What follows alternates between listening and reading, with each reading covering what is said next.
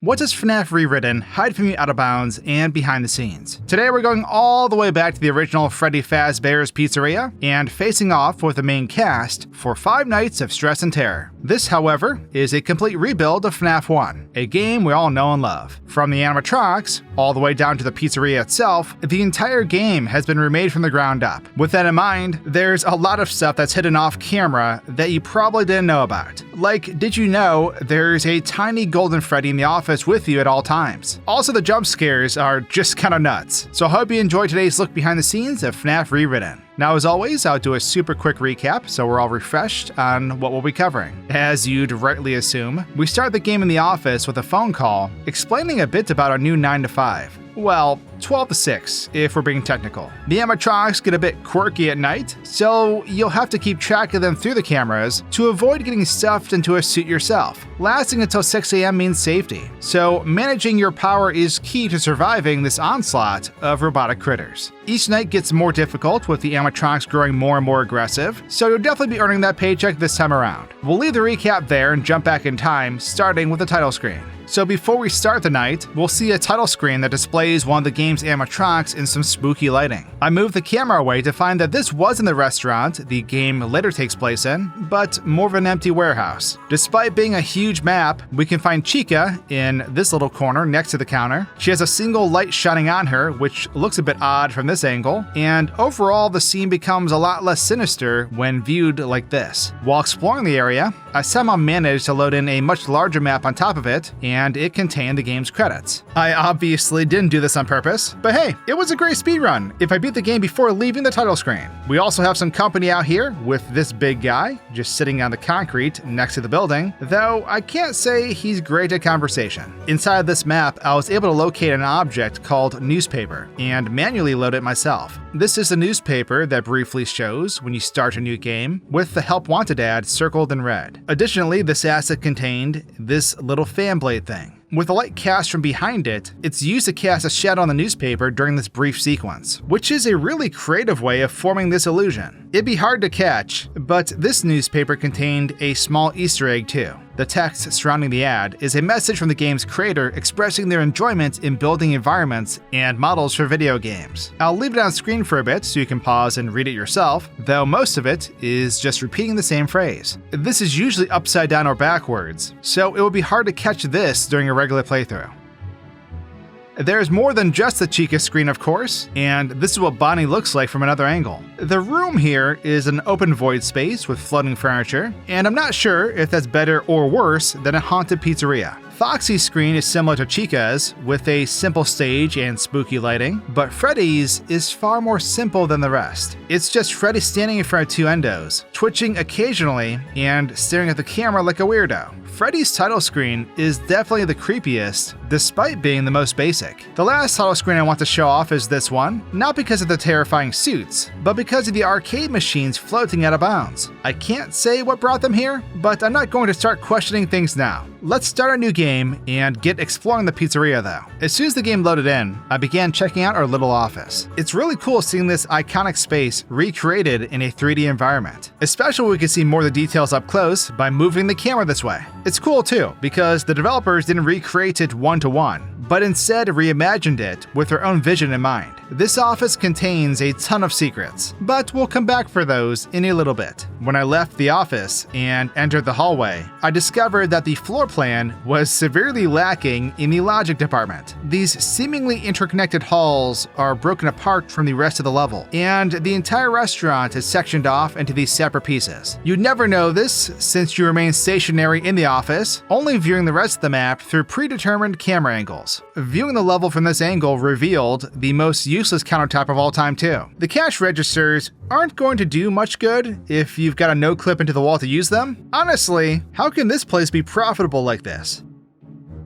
Of course, we can find our animatronic pals on stage looking as creepy as ever, and since we're already here, we can talk a little bit about how these characters work. After a set amount of time, Chica vanished from the stage instantly with no trace of where she went. From what I can tell, the static model used on the stage was temporarily unloaded, and a separate version used for her movement will take its place. After a bit, she reappeared inside the main stage area for a second, only to move a moment later. As you can see with Bonnie here, the animatronics have a short transitional period between these movements as well. After warping a set distance, they'll go through a short walking cycle and then teleport while your view of the cameras is blocked. The characters, obviously, can't get to these areas without warping since the map is broken apart, so this trick is used to hide their true method of transport from the player's perspective. At one point, Bonnie entered the hallway by the office, and after a few seconds, teleported beneath the level. I cannot explain why, but he was mostly unloaded at this point, all except for his pants and hands. I don't know what happened to this poor rabbit, but this is truly a fate worse than death. As tragic as it is, it's still glorious. The pants disappearing afterwards was a bad omen too, because a jump scare took place right after. Reloading the night and heading back to this hallway, I waited until the floating pants returned, and by turning the light on, Bonnie would appear in the doorway to stare at the player. When his jump scare finally took place, he flew into the room and sort of rubber banded around, eventually stopping in front of the player camera to scream for a second.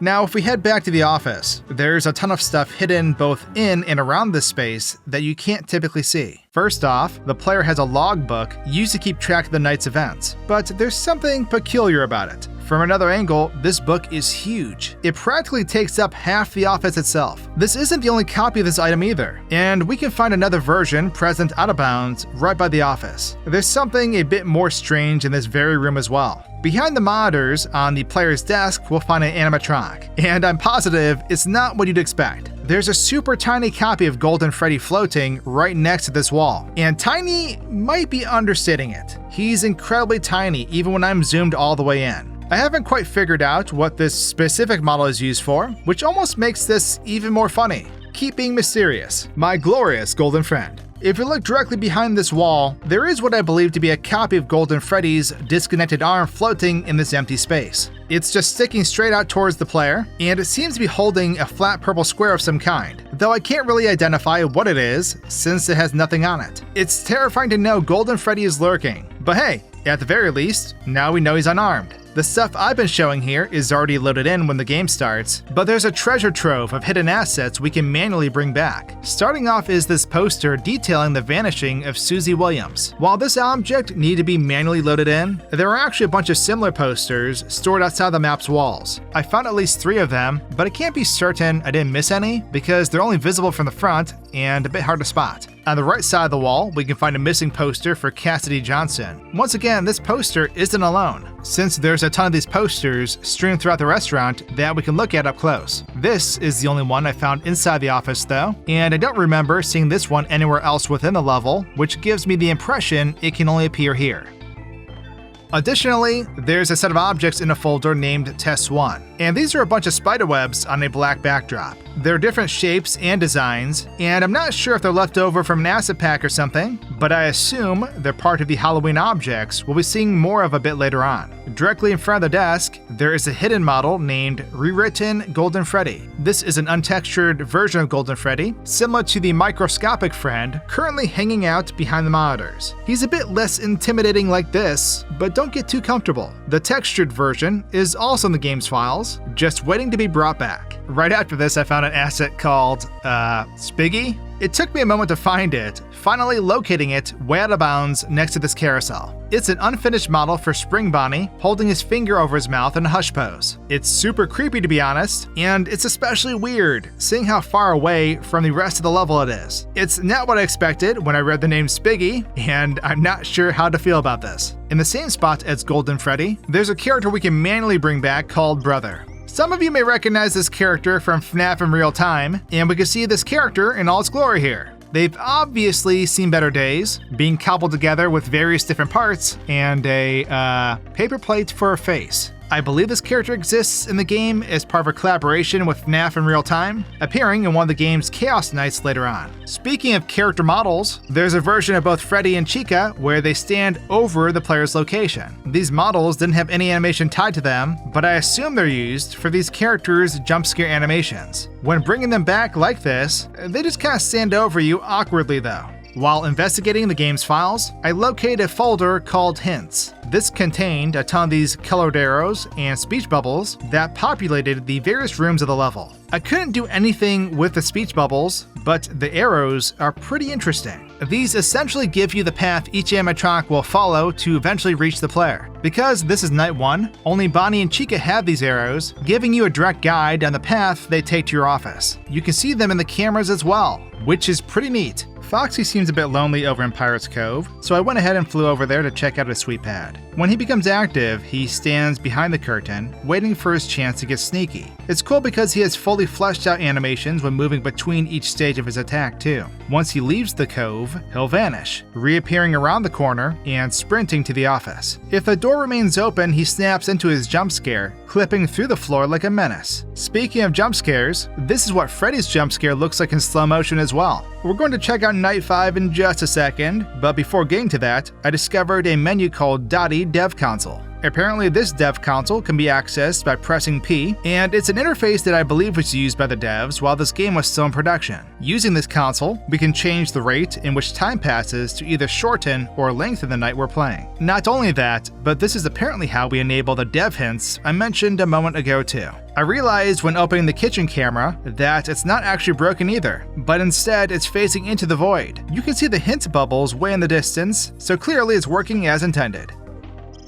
One of the listed commands creates a no-clip camera, and attached to it is a flashlight that helps you see in such a dark map. The overlay to open the camera is always present, and if you open them while using the camera, it automatically disables the no-clip camera. Outside the camera, there's a super handy option here that makes the night a lot easier. By typing CD+ into the console, you skip the entire night in an instant. How much easier than that does it get? I'm not certain if the devs intended on players finding and using this, but either way, it's definitely handy. Now, as we start Night 5, we'll step out of the office and begin exploring the pizzeria on foot. The cast begins performing on stage, forcing you to walk past Pirate's Cove, where an angry Foxy chases you down. You'll then use a code to access this storage room, finding an empty Fredbear and Spring Bonnie suit, and finally returning to the office again as another night begins. If we restart this section of the game, we can pull the camera back to find that the parking lot has now loaded in, and the level looks a bit more complete. It's a lot bigger than I expected out here, but there's not much to see beyond rocks and asphalt. Inside the level, Bonnie will vanish if you approach the stage, and a jump scare will quickly follow. When this takes place, Bonnie will completely unload, and the jump scare will take place outside the level in the void space. Following this is the shortest chase of all time, with Foxy stopping behind you to block your way back to the lobby. I deleted Foxy in this case and walked out here anyway, and by this point, nothing has changed. As a matter of fact, I managed to trigger Bonnie again and died anyway. During this exploration sequence, you'll actually walk right past the front door, and I wasn't happy with a simple taste of freedom. Instead, I broke the door down and freed myself. I walked right onto the parking lot, only to find that my ride out here is a hollow shell. My car has a distinct lack of car, which is most unfortunate. Even worse, I managed to walk through a wall and get stuck in this empty room. There's no way out now because of an invisible barrier, so I had to restart the level in order to continue.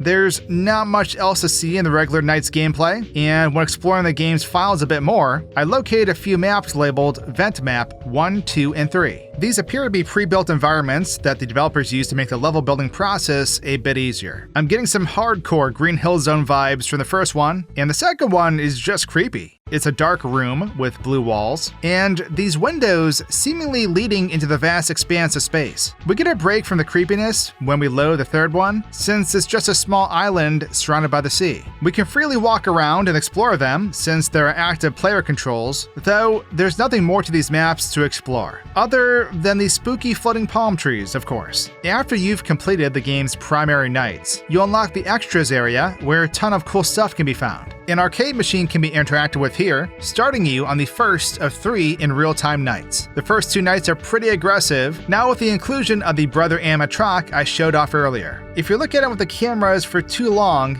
he'll appear in your office, leading to an inevitable doom. On night 3, you'll enter a free roam level once again. Heading into this hallway is an area where cupcakes need to be scared off with a flashlight. Reaching this office takes you to the main lobby, eventually taking you to a chase sequence with Brother. Now, during these nights, you may find yourself looking at the original office from the first FNAF game. When this occurs, you're not actually in a different location as you might believe. In reality, this is pulled off using a warped photo of the original office, and is placed in such a way that it fills your entire screen. When you move your head back and forth, you're really just panning across a flat rendering of that location. It's broken up into 2 separate pieces as well, with one section being the right side of the room, containing the animated fan. When completing this night, you'll continue on to the free roam section of the level. Most of the area is unloaded at this moment to avoid unnecessary strain on your machine. So at this moment, the only thing loaded in is the present room and some external assets. This room is full of cursed spaghetti though, and it's a lot messier than it seems when inside the gameplay area. At the end of this first set of hallways, we'll reach the small office, and from this angle, you can see that the moment we step inside, the level around us changes as we appear in the main room of the Pizzeria. Something similar takes place on the other side of this room too, with the player appearing at the start of the brothers chase this time instead. This chase starts in a giant empty room, with this text reading "Run" surrounding Brother. This text is programmed to always face the camera too, so we can still read it no matter which angle we view it from. Brother is honestly pretty fast in this chase, so I sped my character up a bit to reach the end, and totally left him in the dust. I may have overdone it though, since I kept running into the walls and slowing myself down anyway. At the end, I waited for the door to close, and in doing so, you'll find that Brother has gone away. He vanishes the moment the door closes, despite the thumping and scratching on the door. Now, the cupcakes in this section of the game will jump scare you if you don't shoo them away quickly enough. I was curious what would happen if we decided to just not do that. By speeding myself up several times, I ran through the maze to the end of the hallway. I was able to warp to the next part of the level, but unfortunately, the cupcakes remained. They still managed to get me from a completely different part of the level, so we're not safe anywhere once the evil pastries descend. But with that, that's everything I found off camera and behind the scenes of FNAF Rewritten. I hope you enjoyed today's game-breaking video. Subscribe if you did, and I'll see you all very soon. Thanks for watching, and cheers!